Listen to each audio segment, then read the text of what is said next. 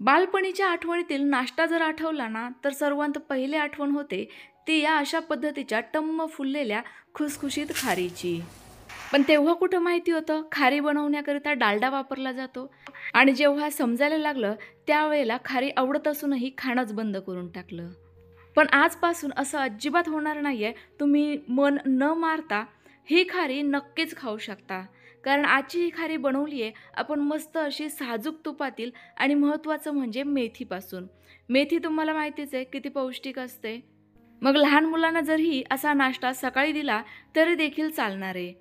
तुम्हाला देखील ही रेसिपी बघायची असेल ना, चला तर मग लगेच व्हिडिओला सुरुवात करूयात. त्यासाठी सर्वात अगोदर आपल्याला कणिक भिजवून घ्यावं लागेल. हे कणिक आपण मैद्याचं भिजवून घेणार आहे. त्याकरिता 2 कप वजनी प्रमाणात साधारणतः 400 ग्रॅम मैदा घेतलाय, स्वच्छ चाळून घेतला. आता यामध्ये घालूयात कसुरी मेथी, जी हातांवर छान अशी चुरगळून घेते.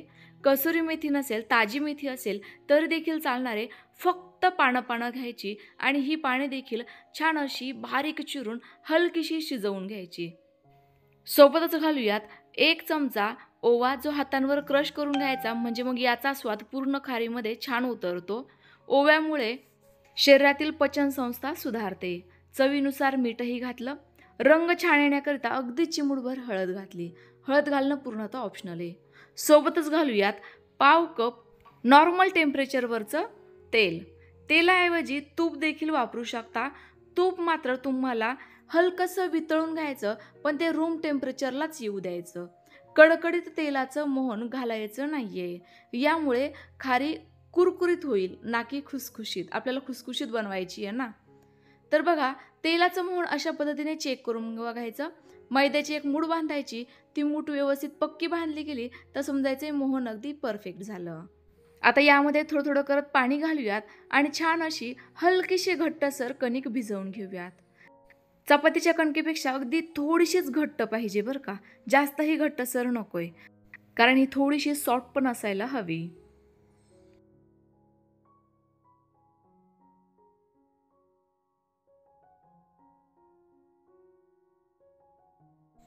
तर बघा, अगदी छान अशी पटकन आपली कणिक या ठिकाणी भिजवून झाली आहे. मैदा असल्यामुळे अजिबात हातांना चिकटत नाही किंवा मळायला जास्त काही त्रास होत नाही, पटकन मळला जातो. आता ही 10 मिनिटे झाकून जरा वेळ साईडला ठेवून देऊयात. तोपर्यंत आपण साठा बनवून घेऊ. पाव कप स्वच्छ चाळून घेतलेला मैदा घेतला आणि त्याच प्रमाणात घेऊयात पावच कप साजूक तूप.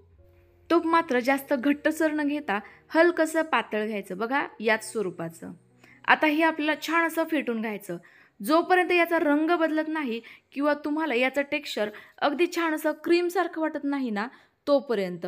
जास्तही वेळ लागत नाही हो, अगदी पटकन हे फेटलं जातं आणि खूपच पटकन हलकं फुलकं देखील होतं. आता हे सुद्धा जरा वेळ साईडला ठेवून देऊयात. इकडे आपली छान अशी कणिक भिजली गेली आहे. पुन्हा एकदा थोडीशी छान अशी बोटं रोवून रोवून मळून घ्यायची, म्हणजे मग ही सॉफ्ट होते.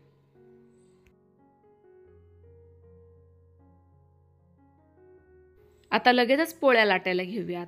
तर या पूर्ण उंड्याचे ना समान भाग करून घ्यायचे. तर बघा, साधारणतः 5 उंडे करून घेते, कारण याच्या आपल्याला एकदम मोठ्या आकाराच्या आणि एकदम पातळ अशा पोळ्या लाटून घ्यायच्या आहेत. त्या अंदाजानेच तुम्हाला हे उंडे बनवून घ्यायचे आहेत.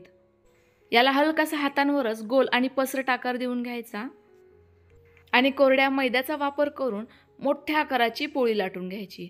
जेवढी पातळ पोळी लाटता येईल ना, तेवढी पातळ लाटायची. यामुळे आपल्या खारीला पदर फार छान सुटतात आणि महत्त्वाचं म्हणजे कुरकुरीत न बनता खुसखुशीत बनते. तर बघा, किती छान अशा मोठ्या मोठ्या आकाराच्या आणि एकदम पातळ स्वरूपाच्या या पोळ्या लाटून घेतलेल्या आहेत. संपूर्णच पोळ्या लाटून घेतल्या. बघा, या किती पातळ आहे, अगदी खालचा पोळपट आहे ना, तो सुद्धा दिसत आहे. सेम पद्धतीने उरलेल्या 4 देखील पोळ्या लाटून घेतल्या. आता यावर मगाशी तयार करून घेतलेला साठा लावायचा आहे. तर एका पोळीला 1 ते 1.5 चमचा साठा अगदी पुरेसा होतो. जास्तही साठा लावू नका, नाहीतर मग या खाऱ्या तेलकट तयार होतात.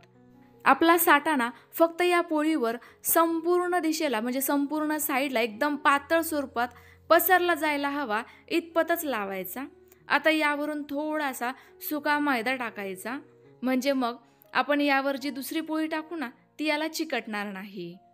आता यावर दुसरी एक पोळी टाकून घ्यायची, अगदी व्यवस्थित पसरवून द्यायची, एकसारखी पसरली जायला हवी, कुठेही आडी राहायला नकोय। आता सेम पद्धतीने या दुसऱ्याही पोळीवर सेम पद्धतीने 1 ते 1.5 चमचा साठा टाकायचा आणि व्यवस्थित असा पसरवून लावून घ्यायचा। साठा लावून झाला की लक्षात ठेवायचं यावर थोडासा सुका मैदा पसरवायचाच आहे। सेम पद्धतीने उरलेले देखील संपूर्ण लेयर तयार करून घेऊयात, म्हणजे मग आपल्या खारीला तेवढेच पदर सुटतात, छान अशी टम्म फुलते। शेवटची पोळी टाकली आहे, हिला देखील उरलेला संपूर्ण साठा लावून घेतला, अजूनही थोडासा साठा शिल्लक आहे। या शेवटच्या लेयरवर देखील कोरडा मैदा टाकायचा आहे आणि आता याच्या आपल्याला अशा पद्धतीच्या घड्या घालून घ्यायच्या आहेत। या घड्या घातल्यानंतर देखील जी वरील साईड येईल ना तिला देखील पुन्हा एकदा साठा लावून घ्यायचा। तर बघा आपले किती सारे हे पदर तयार होतील आणि एवढेच पदर तेलात गेल्यानंतर फुलतात, ज्यामुळे आपली खारी जास्तच प्रमाणामध्ये खुसखुशीत तयार होते। या दुमडलेल्या साईडला थोडासा कमी साठा लावला तरी देखील चालतो। तर बघा एकावर एक अशा पद्धतीच्या चौकोनी घड्या मी करून घेते।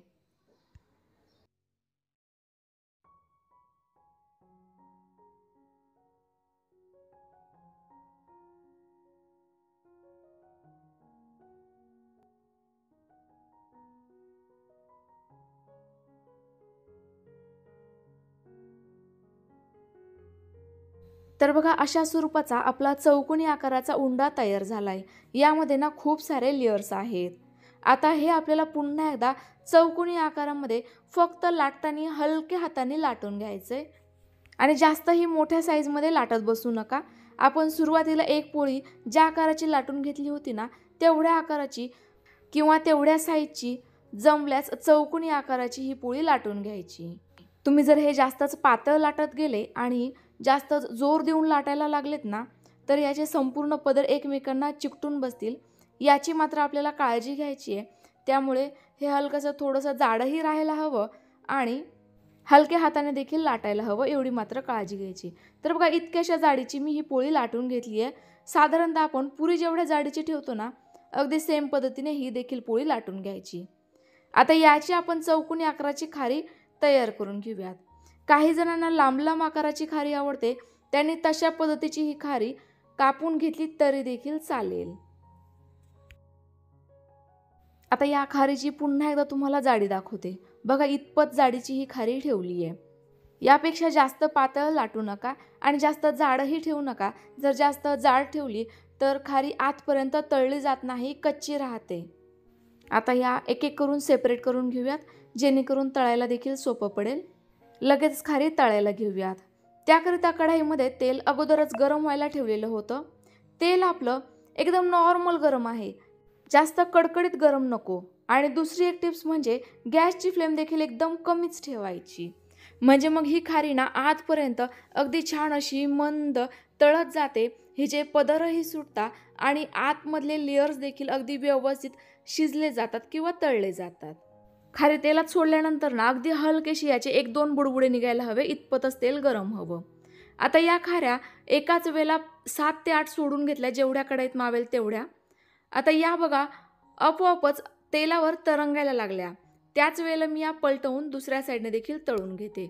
अगदी हळूवार याची कुकिंग प्रोसेस चालू असते, ज्यामुळे खारीला अगदी व्यवस्थित असे पदर सुटतात। बघा तुम्हीच किती मस्त ही टम्म फुलली आहे, अगदी बेकरीतील खारीसारखीच। पण तुम्हाला फरक सांगू का, बेकरीतील खारीमध्ये ना भरपूर प्रमाणामध्ये डालडा वापर केला जातो आणि महत्त्वाचं म्हणजे कशा पद्धतीचे पीठ हात वापरले असतात ते देखील माहिती नसतं। त्यापेक्षा तुम्ही या पद्धतीने घरगुती चांगले साहित्य वापरून अगदी व्यवस्थित काळजी घेऊन या पद्धतीची खारी एकदा तरी नक्की ट्राय करून बघा। ज्या वेळेला ही खारी पूर्णतः फुलली जाते ना त्यावेळेला मात्र तुम्ही गॅसची फ्लेम मध्यम करू शकता, जेणेकरून खारीला अगदी छान असा हलकासा चॉकलेटीसर रंग येतो, ज्यामुळे तिला कुरकुरीतपणा देखील पटकन येतो। खारीला रंग अगदी परफेक्ट आलाय, मस्त टम्म फुलली। तेलातून बाहेर काढून घेऊयात आणि सेम पद्धतीने उरलेल्या ही खाऱ्या तळून घेऊयात। ही पहिली बॅच तळून झाल्यानंतर वाटल्यास तुम्ही 1 मिनिटाकरिता पुन्हा एकदा गॅस बंद करू शकता। जेवढ्या कढईत मावेल तेवढ्या खाऱ्या सोडायच्या आणि मग नंतर पुन्हा एकदा गॅस चालू करायचा. यामुळे ना तेलाचं टेम्परेचर मेंटेन राहतं, ज्यामुळे प्रत्येक बॅचमधील खारी अगदी छान अशी टम्म फुलते, व्यवस्थित तळली जाते. तर बघा आपल्या संपूर्ण खाऱ्या या ठिकाणी तळून तयार झालेल्या आहेत. एवढ्याशा मैद्यामध्ये किती साऱ्या खाऱ्या तयार झाल्या आहेत. एवढीच खारी जर तुम्ही मार्केटमध्ये घ्यायला गेलात ना तर 70 ते 80 रुपये लागतात, जे घरी फक्त 20 ते 30 रुपयांमध्ये तयार होते. गरमागरम मस्त असा फक्कड चहा करायचा. सकाळचा नाश्ता असो किंवा मग सायंकाळचा चहा, खारी अगदी परफेक्ट कॉम्बिनेशन आहे. जरी तुमच्या घरी पाहुणे आलेले असतील तर त्यांना देखील तुम्ही नक्की सर्व करू शकता. आता लवकरच दिवाळी येते. दिवाळी म्हटलं की बायकांना खूप सारी कामे असतात. सकाळचा नाश्ता बनवायला अजिबात वेळ नसतो. त्यावेळेला तुम्ही ही खारी नक्की ट्राय करू शकता. अशी खारी बनवून ठेवली की महिनाभर आरामशीर टिकते. तर तुम्हाला आजची ही परफेक्ट खारीची रेसिपी कशी वाटली कमेंट्स करून नक्की कळवा. रेसिपी आवडली असल्यास लाईक करा, जास्तीत जास्त शेअर करा. पुन्हा भेटूयात. Bye bye.